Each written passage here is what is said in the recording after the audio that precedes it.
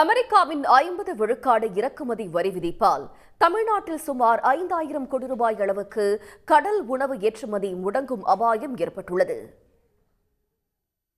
இந்திய பொருட்களுக்கான இறக்குமதி வரியை 50% அமெரிக்க அதிபர் டிரம்ப் உயர்த்தியுள்ளதால் அமெரிக்காவை நம்பியிருந்த கடல் உணவு உற்பத்தி கடும் பாதிப்பை சந்தித்துள்ளது.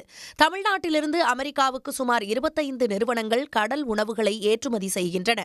இதில் தூத்துக்குடி மாவட்டத்தில் மட்டும் 15 நிறுவனங்கள் இயங்கி வருகின்றன. தூத்துக்குடியிலிருந்து பதப்படுத்தப்பட்ட இறால், கணவாய், மீன், நண்டு உள்ளிட்ட கடல் உணவுப் பொருட்கள் ஏற்றுமதி செய்யப்படுகின்றன. அமெரிக்காவுக்கு ஒரு மாதத்துக்கு சுமார் 20 கண்டெய்னர்களில் கடல் உணவுப் பொருட்கள் ஏற்றுமதி செய்யப்படும் நிலையில் புதிய வரி விதிப்பு இந்த நிறுவனங்களை கடுமையாக பாதித்துள்ளது. இந்திய கடல் உணவுகளை இறக்குமதி செய்யும் அமெரிக்க வர்த்தகர்கள் கடல் உணவுப் பொருட்களை அனுப்ப வேண்டாம் என்றும், அவ்வாறு அனுப்பினாலும் தாங்கள் துறைமுகத்திலிருந்து கண்டெய்னர்களை எடுக்க மாட்டோம் என்றும் தெரிவித்துள்ளனர். இதனால் சுமார் 70 கோடி ரூபாய் மதிப்புள்ள 500 டன் கடல் உணவுப் பொருட்கள் திரும்பி வரும் சூழ்நிலை ஏற்பட்டுள்ளது. அமெரிக்கன் கஸ்டமர்ஸ் இந்திய பொருட்களை அவாய்ட் பண்ணிட்டு முற்றிலுமாக நிராகரிச்சுட்டு வரி கம்மியாக இருக்க கண்ட்ரியிலேருந்து அதிகமாக இறக்குமதி செய்கிறதுக்கு பிரியப்படுறாங்க.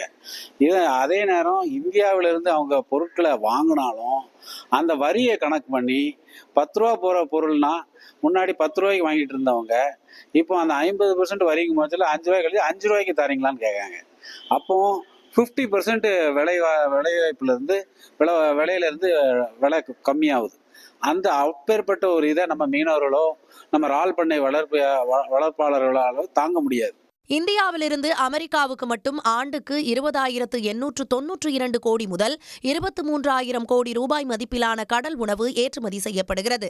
அமெரிக்காவின் புதிய வரி விதிப்பால் தமிழ்நாட்டில் சுமார் 5,000 கோடி ரூபாய் மதிப்பிலான கடல் உணவு ஏற்றுமதி முடங்கும் அபாயம் ஏற்பட்டுள்ளது.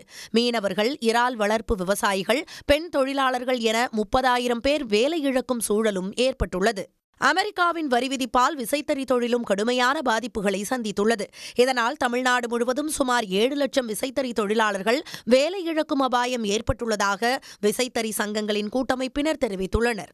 தமிழகத்தில் மொத்தம் 6 லட்சம் தறிகள் ஓடுது. 6 லட்சம் தறிகளில் பார்த்தீங்கன்னா கிட்டத்தட்ட 20 லட்சத்துக்கு மேற்பட்ட நெசவாளர்கள் வேலை செய்கிறாங்க. இப்போ 100%, ஒரு 30% அந்த எக்ஸ்போர்ட் ஆர்டர் நம்பி இருக்கிறாங்கன்னா இப்போ 20%, ஒரு 30%, ஒரு 7 லட்சம் பேர் இது பாதிக்கக்கூடிய சூழ்நிலை வரும்.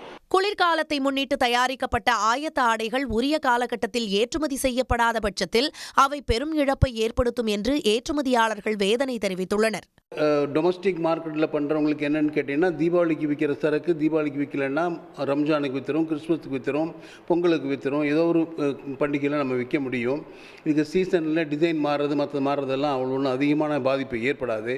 ஆனால் வெளிநாடுகளுக்கு ஏற்றுமதி செய்யப்படுறது இல்லாமல் 2 சீசன் தான் இருக்குது. ஒரு summer season and winter season, 2 season தான் இருக்குது.